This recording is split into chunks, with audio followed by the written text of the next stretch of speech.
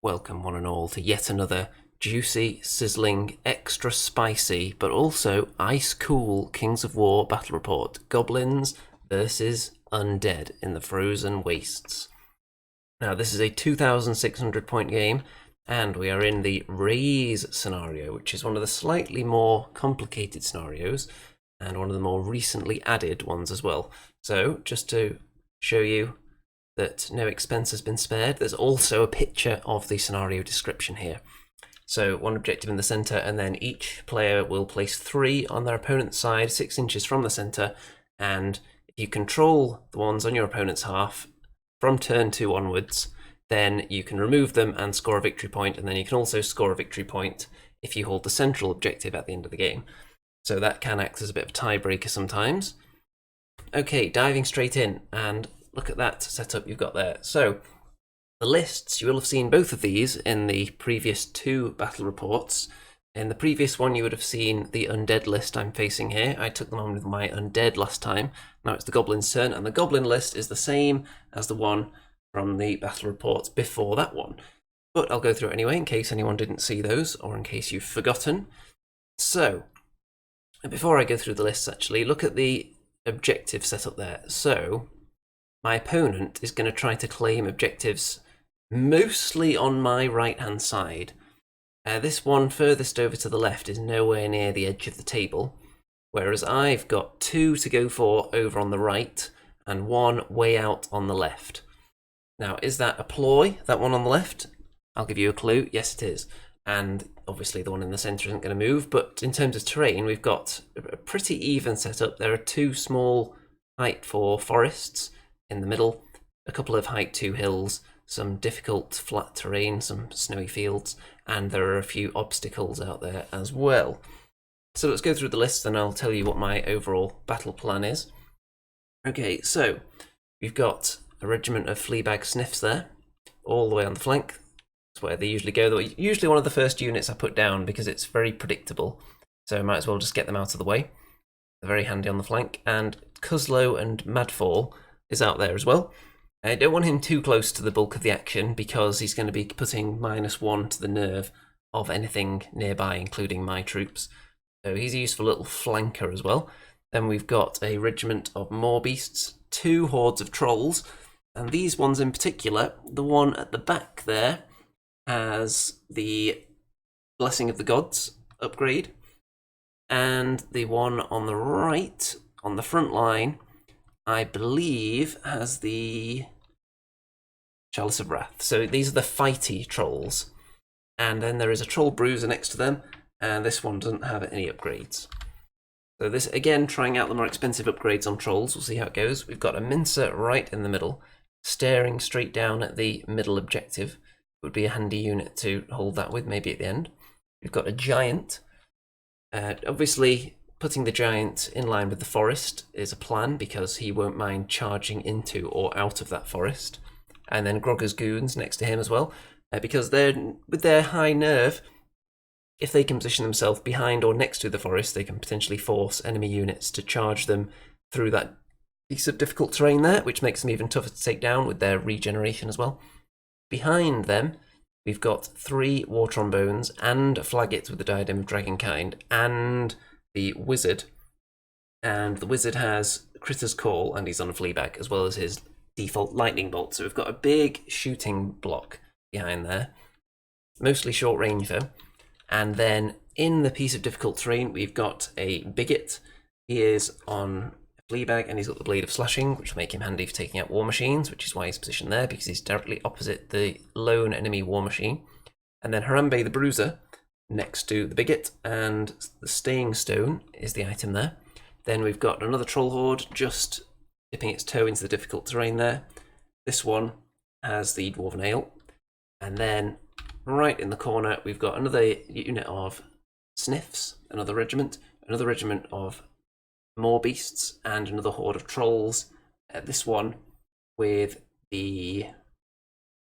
Actually, this might be the Chant of Hate unit, so this is a fighty unit, and the one on the other side is the Chalice of Wrath. Yeah, so that's not a fighty upgrade. So we've got 1 fighty unit on each side, and 1 that has an upgrade that's going to mitigate the effects of becoming wavered on them. So a bit of balance there. The opposing army, we have the skeleton plus necromancer formation is in there, and you can see both the skeleton hordes and the necromancer there. So he gains inspiring as a result of that, I think, and there's some other boosts as well.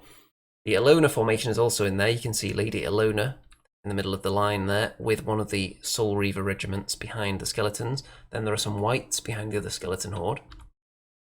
And in the other undead blob, it's kind of in two distinct blobs, this army.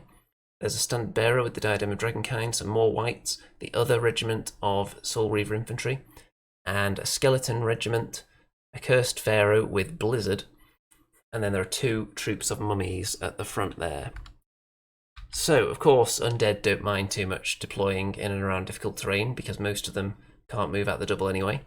Although the speed-boosted Soul Reaver infantry maybe wouldn't like to be in that spot.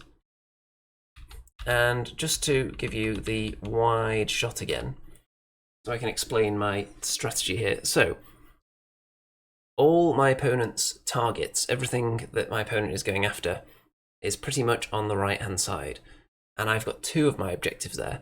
So, with the way the battle lines have lined up with the two enemy blobs, if I can just tie up the blob on the left and prevent them getting forward, I think I've got enough drops in my army to do that, even just on this side with the mincer as backup maybe, then they're going to really struggle to reach any of the objectives, especially the two furthest on the right. And my blob on the right with the giant, and there's some trolls, and there's lots and lots of breath attacks there. I'm extremely confident that I'm going to win the battle on that side. Less confident in the left, but that doesn't matter. That's why I've got all the war trombones over there, because they're going to be useful for mopping up units so that they can't steam in and take the objectives should they happen to win through in that battle there. And the objectives I really want are the ones on the right. I want to be able to push through and take those. I've got a couple of units that might be useful for that. The likes of the Sniffs can jump on any objective that's not currently occupied. They have to be careful though, they don't want to get too near the enemy with surging around. And then things like the Troll Bruisers can also be useful for that. So the enemy blob on the left, I just want to keep them back, kind of pin them back there far away from the objectives and try and steamroll the right flank. Okay, let's see if that works. So turn one, and I believe my opponent may have won the roll and decided that I was going to go first here. So with my strategy, that probably is going to help me, because I want to get the enemy on the left pinned as far back away from the objectives during the fight as possible. And by the time they've chewed through my force, with their lack of speed, hopefully it'll be too late for them to join in with the fight. So to try and take advantage of my superior numbers here. So I've pushed everything forward. Not necessarily as fast as everything can go, because some of them started in difficult terrain, but formed a nice little line, and you don't want to go too close into surge range with anything that could potentially be overrun with a bit of luck.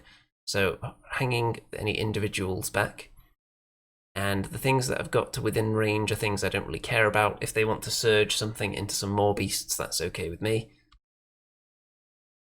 And there's how the middle is looking. So the mincer, just in its spot, it's going to hold that centre pretty much for the whole game, unless something wants to break away and attack it. There's only a couple of shooting attacks, or I think it might be three. There's a diadem, there's the blizzard, and there's Ilona's lightning bolt. I think that's pretty much it for ranged attacks from the enemy. So unless a unit wants to break away and fight the mincer in the middle, taking them out of the game, and I'm pretty sure any unit that my opponent could send that way would be more expensive than the mincer, then feel free. So in my turn one shooting, I target any units that either don't have any cover or just happen to be within range. So skeleton regiment, bit of damage, skeleton horde, bit of damage. That'll be the fleabag sniffs doing all that. And turn one for my opponent. So everything moving up, not very fast because they're undead, and the Soul Reaver infantry are the fastest units really. Lady Alona is faster, but she's an individual and she's not going to be able to get to objectives to score on them. So I'm quite happy to see the Soul Reaver infantry behind the other units, because it means that just exaggerates my speed advantage even more, because the units on the front lines are slower than them. So it gives me more options regarding what I can throw in front of them without getting in their charge range. I can go a bit closer without having to worry too much about it, especially when they're a bit congested like that. I can get into range where I'm outside of the charge range of all of those units, but be within my charge range on the mummies. So the enemy would be relying on surge, and then if they're surging, it's likely only going to be one unit making it at a time with the amount of surge on offer.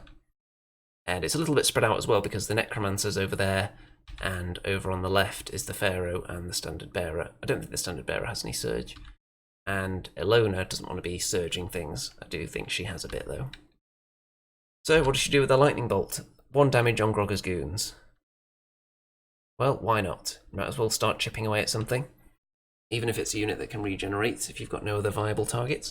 So there's how it's looking at the moment. That hill on the right-hand side there, that's the catapult is actually on the hill, but it missed in this turn. And that is blocking line of sight to certain units that I would like to attack.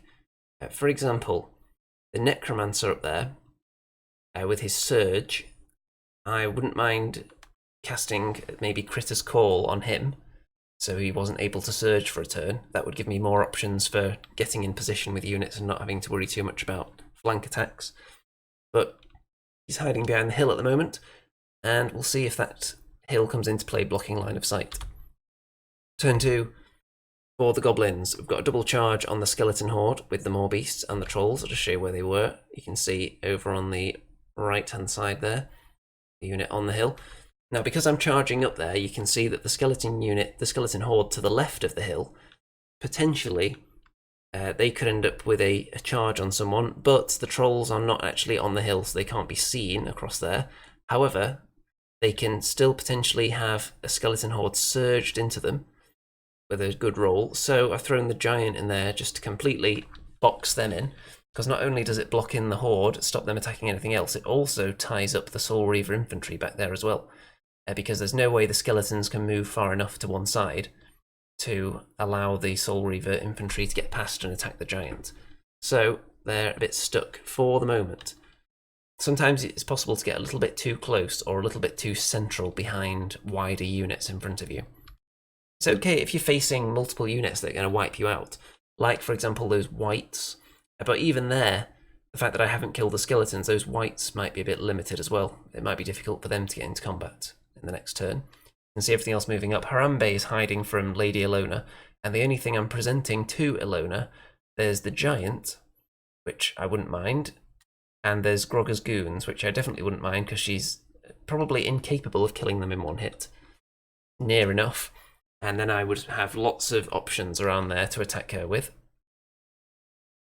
And the Mincer is moving on to the central objective now, just to try and entice something out of the enemy lines to go and attack it, perhaps. We'll see.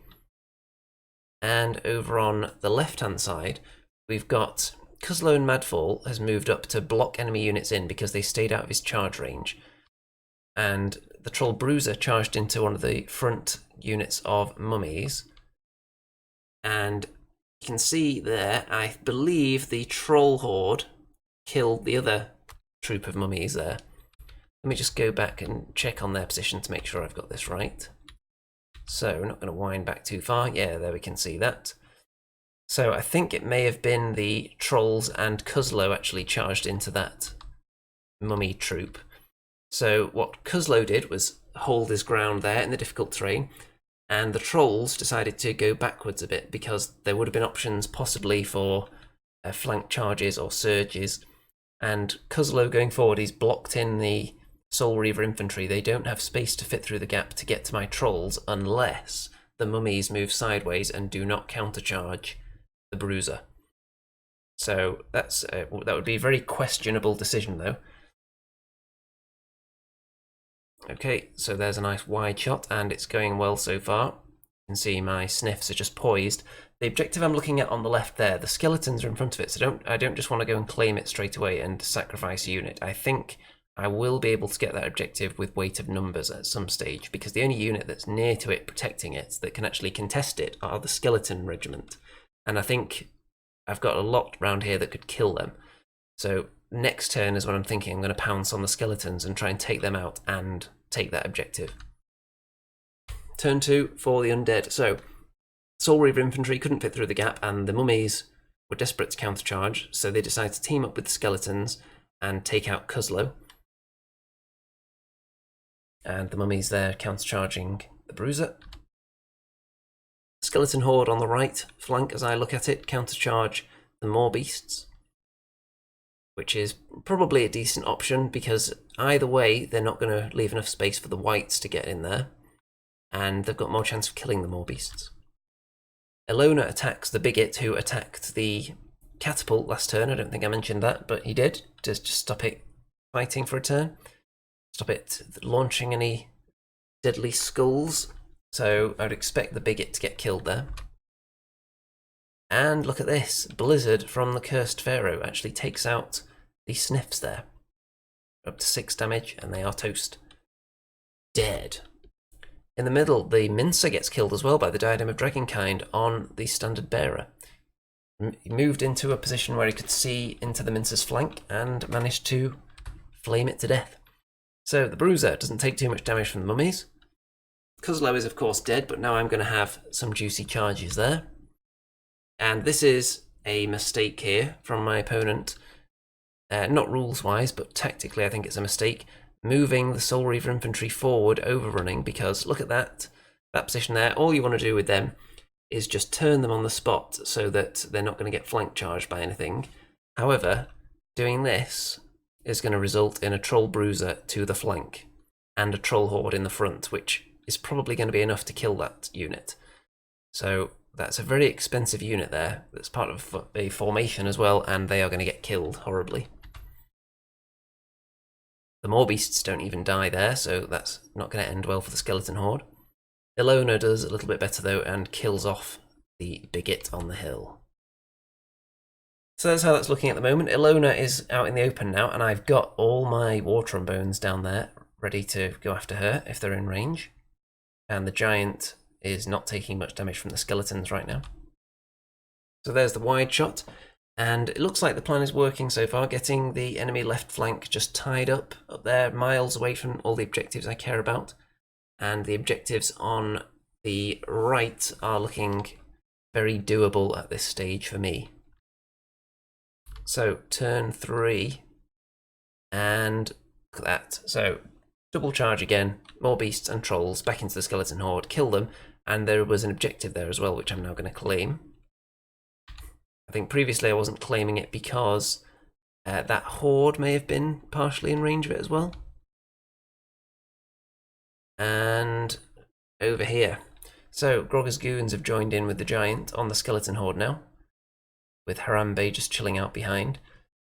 So this Skeleton Horde, well, it's going to be nice to kill it, and I do need to chew through the enemy units to make sure they don't score any points. It is going to free up those Soul Reaver infantry, who are kind of just biding their time and waiting for that unit to die rather than taking evasive action and going round. And the Grogger's goons charging in means that I do take this objective as well, because I've got a giant and a horde there, and my opponent only has a horde. So I've got 2 objectives grabbed up in one fell swoop there. And the War Trombones, and the Diadem, and the Lightning Bolt, they all take aim at Lady Ilona and do 8 damage between them. I would hope to do a teensy bit more than that, but she is defense 6, so it's not that surprising that she's not dead. Actually, the Lightning Bolt and the Sniffs targeted the catapult, and they killed it.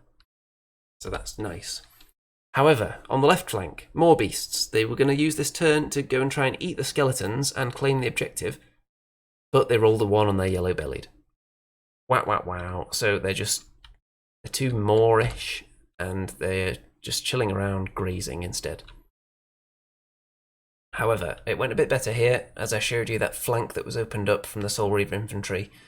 The Bruiser steamed in there, swinging his big spiky fists around, his giant balls of doom, and crushed them to death with the help of the Troll Horde in the front. And my Troll Horde are quite happy to accept a flank or rear charge from skeletons who are in difficult terrain, but the Bruiser's in a bit more of a difficult situation. Because wherever he turns, he can be flank charged by something, because there's a lot of surge around here. So I don't know if he's going to survive, but it's going to be a worthy sacrifice for taking out those Soul Reavers, who are a big threat. And you can see how it would have been more healthy if those more beasts had been able to attack the skeletons, because I don't think they would have been hindered. So the skeletons already wounded, I would have hoped to do a bit of damage on them. Maybe not kill them, but kill them next turn. And I would have been able to claim that objective then, and it would have freed up the trolls that are right behind them. So it's another case of a unit screening what's behind it, but actually getting in the way. But in terms of drops, it's looking very healthy for me at the moment. I've killed some units, not lost that much. Turn 3 for the undead. So the whites charge into the trolls. These are the Dwarven Ale trolls. As you can see, they've got a dead elf on their base, which is pretty much Dwarven Ale. But because they've done that, they can potentially be flanked by the more beasts. Now, whenever you have two units next to each other like this, if your opponent can only attack one of them and they don't kill their target, you are heading for flank central. Ilona is going after the Flaggit. Not an unwise decision because he's providing all the inspiring around there, and it's one less breath attack. So the whites shuffle sideways and then get surged into the Troll Bruiser, I think, to get the flank on him. And the trolls are actually killed by the whites. But it looks like the Necromancer has actually jumped up right behind them there, so they're not going to be able to pivot, which is very, very annoying for them. And over here, so the skeletons countercharge the giant, Soul Reaver infantry countercharge Grogger's goons and actually take them out, which is a very, very potent attack there. Those Soul Reavers just kick all kinds of butt, and I don't know if I pointed out before, but one of them is elite and one of them is vicious. So either way, they're going to kick some serious butt, and they kicked the serious butt of Grogger's goons there. The giant doesn't take too much damage though. And it's going to be an anxious wait to see if the giant has a flank charge on the Soul Reaver infantry. I don't think he has though. Ilona wavers the Flaggit, which is fine because it's another turn that she's going to have to just run around attacking really feeble, cheap units. And the Bruiser is killed in the flank there, as you'd expect. The Troll Horde also have mummies sent into them as well, but they don't get killed. The skeletons in the flank aren't going to do much with their -1 to hit for the difficult terrain, and the mummies don't accomplish a lot there. So, a couple of good kills there for the undead, but it's still looking very much in the goblins' favour, especially in scenario terms, because I think I'm definitely going to win on the right, and that's where most of the juice is. Turn 4 for the goblins. So, the other Troll Horde, which you can see in the right flank there, they are able to see the whites and they charge them in the front and the more beasts in the flank. So the fact that the Necromancer was positioned right up behind them kind of came back to bite them there, although thinking about it, I'm not sure they would have been able to pivot to escape the trolls, so they would have still been hit, but I think they could have got so that both units were in the front. I think that may well have been possible there. And I suppose if you had to pick one, if it was a situation where my opponent was selecting one unit to hit him in the flank, you'd probably pick the more beasts over the trolls. Although, on the other hand, looking at it like this, if you get the more beasts in the front, then there is a decent chance they'll fail their yellow-bellied the way I roll with them. Especially since it wouldn't be a countercharge. So that unit of whites is dead. The Soul Reaver infantry take a tiny bit of damage from Harambe the Bruiser. And you can see the giant there, who finishes off the skeletons he was fighting, I think, and has just turned around to face them. Over here, everything turns round, everything possible turns round to look at Lady Ilona and get her up to 10 damage, but she's getting back 2, I think. I think her life leech is 2, so every time she kills something, she's getting a little bit back, so it's going to take a while to finish her off. I would hope to, with all this ranged action down here, though. Kill her eventually. And yeah, there's the giant. Killed off the skeletons and turned to face the Soul Reavers. Over here, mummies take some damage from the troll countercharge. These trolls charge into the skeletons. So my plan was, I thought I could take this objective now before this flank maybe goes wrong, because it's not looking the healthiest compared to the other side. So I could kill the skeletons with a charge in the front from the trolls. The more beasts just walk straight towards the objective, and then the skeletons will die, and then I'll just claim it. But alas, that did not happen. The skeletons didn't die. So those trolls, as a result of that gamble, are going to eat a flank charge from something almost certainly now. And they will probably die as a result. But I'm still sitting next to that objective. It's a bit dicey though because there's surge around there, so it could all crumble over there very shortly. So that gamble did not pay off. You can see what I was going for though, with the more beasts. Not taking the gamble and going for another charge with them and risk rolling a 1, just moving onto the objective with their nimbleness. And then the trolls behind them were able to join in with the fight then. So I think the counter charge was actually the troll unit that's fighting the skeletons, and then the trolls that are fighting the mummies are the ones that came down off the hill from behind the more beasts. So it's looking very healthy on the right. There's only 1 scoring enemy unit left over there, and I've got a lot of units over there that can contest objectives. So if I hold the centre from this point on, I'm very confident that I would win. And I've also got a decent chance of taking the objective on the left if things go well. Turn 4 for the undead. So the skeletons are going to be surged into those more beasts. And wisely, I would say. Now, let me see. Is that actually a legal turn there from the skeletons? Because they've just been charged by the trolls. So I'm not sure whether they should have actually been able to turn 90 degrees there because they are wider than they are long. Very interesting. Anyway, moving on. So you can see that the trolls have been flanked by the whites, and the mummies have charged back into the trolls that were fighting them. So I'd expect those trolls to die now. And Elona is going after the Flaggett again. He's going to die. Soul Reaver infantry into Harambe the Bruiser. He's probably going to die as well. The giant gets wavered by the Diadem of Dragonkind. That is the ultimate nightmare because it negates his fury now. He can't countercharge anything when he was wavered as a result of shooting. And the Flaggett is dead, obviously, at second attempt. Harambe the Bruiser is dead, and the giant would really like to be able to attack them, but sadly he's wavered, so they just turn to face the giant. Trolls here become wavered, and there's not much they can do about that. And the other troll unit dies, so this flank not looking too healthy. The skeletons, however, being surged out of difficult terrain, fail miserably to do anything useful to the more beasts, which is nice and counteracts the fact that it may possibly have been a mistake that they were able to charge in the first place. And still looking healthy. I'm not losing units fast enough to worry me at this stage. I've still got a lot left, and my opponent is rapidly running out of units that can score. Turn 5 for the Goblins. So my units on the right that were doing all the fighting over there are getting back into play over the hill now, so they can actually see the enemy, and those Soul Reaver infantry are going to be in for some trouble. You can see the trombones have turned around as well to toast the Soul Reavers just to get them warmed up a bit so that the other units can steam in and finish them off in a minute. And looking very healthy over there. Elona is still alive though. Despite my best efforts to shoot her with my other units, I decided to prioritise shooting the Soul Reavers just to get them on the way to death, because I wouldn't like the chances of a troll unit maybe in one go taking them out.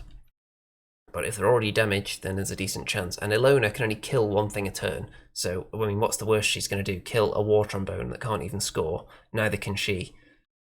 So at this stage I'd be happy with that.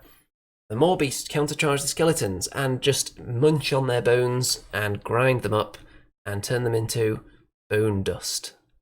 And look at that, claimed that objective now. So that's 3 objectives. All of my objectives are now secure. So if I can hold the center one, there is no way I can fail to win the game. And if I prevent my opponent from getting to even one of the objectives, which looks very, very likely, then I'm going to win as well. Or at least... in fact, the 2 on the right, if I prevent my opponent getting over there, it doesn't matter if he takes the central one and gets rid of his objective down here on the left, because that would still not be enough. Turn 5 for the forces of the undead. So, as predicted, Elona is going after a war trombone. Oh well. The Soul Reaver infantry are going to kill the giant. They're just going to chop him to smithereens.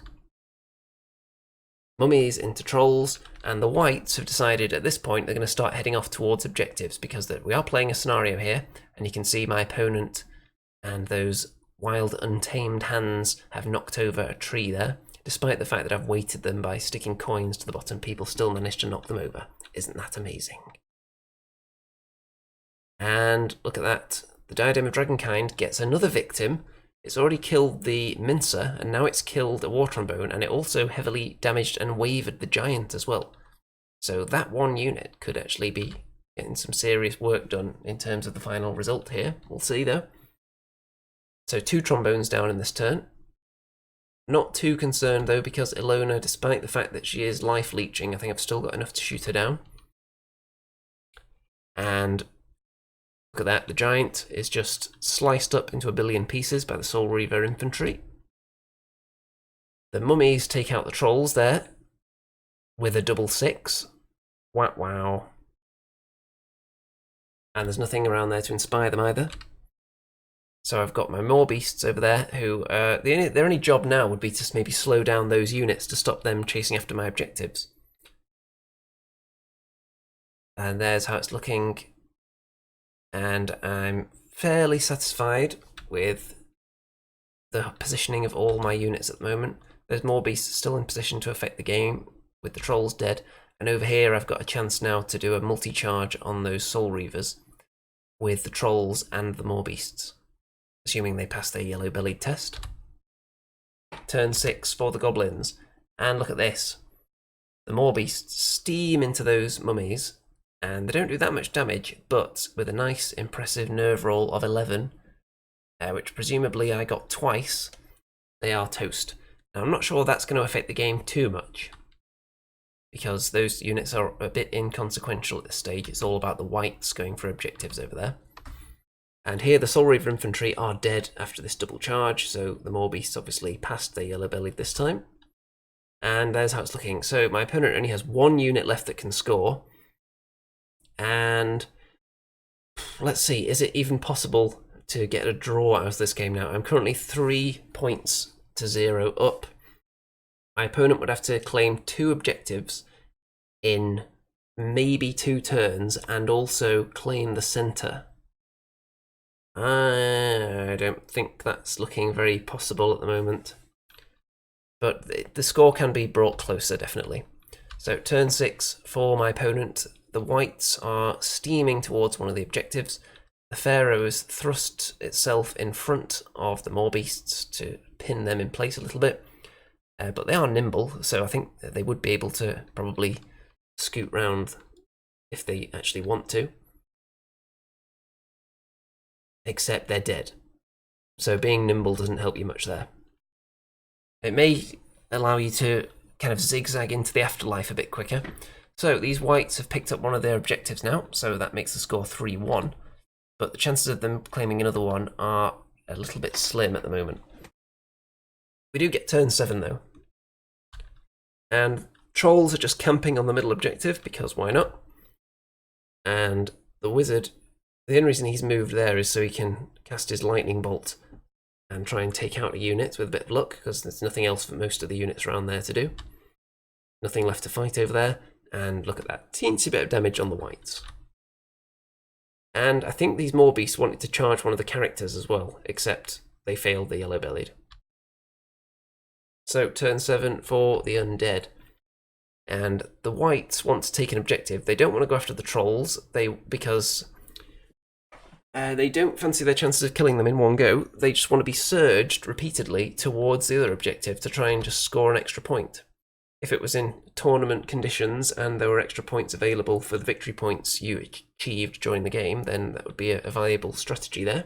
So not a bad idea for practice purposes. And there's some surging going on, but they're not going to get close enough, unfortunately, to that objective to claim it. So that is how the game is going to end, and quite a decisive victory for the Goblins. In terms of victory points, it's going to end 4 points to 1. Goblins also picking up an objective for the centre with the trolls there, and leaving the undead with only 1 scoring unit. So the undead never really came close to getting near the two objectives that my game plan relied on them not getting to. So I would say overall it worked. And I would say that my opponent possibly should have gone first. I'm pretty sure he won the roll and made me go first. I think it would have been wiser to possibly go first and get further up the table before having to engage with all the vast number of units that the Goblins had at their disposal. I did have the speed edge, but my fast units are really just the sniffs. I could throw them at whatever's at the front, but nothing else is super fast. The giant is equal in speed to the Soul Reaver infantry, who weren't on the front lines anyway. The whites, they're not hugely fast. The skeletons, of course, are slow. Elona is fast. So in terms of fighter units, I was at a speed disadvantage, but they were all positioned behind slower units. So I never really had to worry too much about that. So I think the Undead could have pushed on and gone first and just gone forward as fast as possible, surged certain units forward, and try and bring the fight a bit closer to me, a bit closer to my side of the table, because they were always going to struggle to reach these two objectives, especially when you saw the two blobs. I put most of my really killy stuff on the right. That's where all the war trombones were. And in terms of the fighty units, it was fairly equal on each side up to a point in deployment, because I had a lot more drops, so I was able to kind of build an even force on each side while my opponent had then finished putting units down, and then I could just overload the right flank, which is where most of the objectives were going to be fought over. So if I was in my opponent's shoes in the deployment, I would have probably not put as much over on the left-hand side as I'm looking at it, concentrated big time on the right, and tried to just crunch my army to bits, which wasn't going to be easy, but I think having more units over there and less on my left could have helped him out a bit. Let me know if you've got any thoughts on the deployment and the overall strategies that were employed here, or of course let me know if you spotted any blatant rules mistakes. Those are usually the first things to get commented on in these videos. And it's a nice juicy win for the Goblins. And this is kind of a practice game for some high point level tournaments that are coming up soon. And I kind of like the Goblin list, but the more beasts, the role I want to use them for as kind of a screen that I don't care too much about, they're a bit lacking in that department because of the yellow bellied. So they can clog up your battle lines 1 in 6 times. Or in my case, it was more like 50% of the time they were clogging up my battle line. So I'm not sure if they're going to stay in and make the cut. If I'm taking something similar to this to a tournament, I could put something else in their place. I think I'm maybe overloaded on characters, possibly. I've got a Flaggit, a Wizard, a Bigot, 2 Bruisers, Cuzlo and Mudfall. So that's quite a lot of characters, many of which can't score, 3 of which can't score, should I say. And the 3 trombones can't score either, but there are a lot of drops and there are a lot of scoring units in there. Things like the Mincer are quite tasty for that. The ability to score at only 80 points. Didn't do much in this game because I allowed it to get a ranged unit in the flank. But it's sometimes difficult to avoid that if you want to get forward. So, all in all, pretty tasty. I'm not sure about the expensive upgrades on the trolls. It might be unnecessary. It doesn't boost their killing power as much as it does something like Soul Reaver infantry, who have more attacks and are just death machines. It really turns them into the ultimate death machines, whereas trolls are just okay at killing things, and it turns them into being slightly more okay and slightly better at killing things. So I'm not sure it's worth the points for those. May revert back to the cheaper items and pour those points into something else. We shall see. Anyway, with that, don't forget to check out all the links in the description. Don't forget to check out all the various social media shenanigans during my Facebook group and so on. And just throw endless piles of cash at me if you really like battle reports and want to see more of them. And stay tuned because there are going to be a couple more games coming up very soon. And there's also a tournament or 2 on the horizon as well. There's also a Dreadball tournament coming up soon as well, so keep your eyes peeled for a report on that. See if I can keep up my 100% win rate at Dread Ball tournaments. And all that remains to be said, I think, at this stage is good night out there, whatever you are.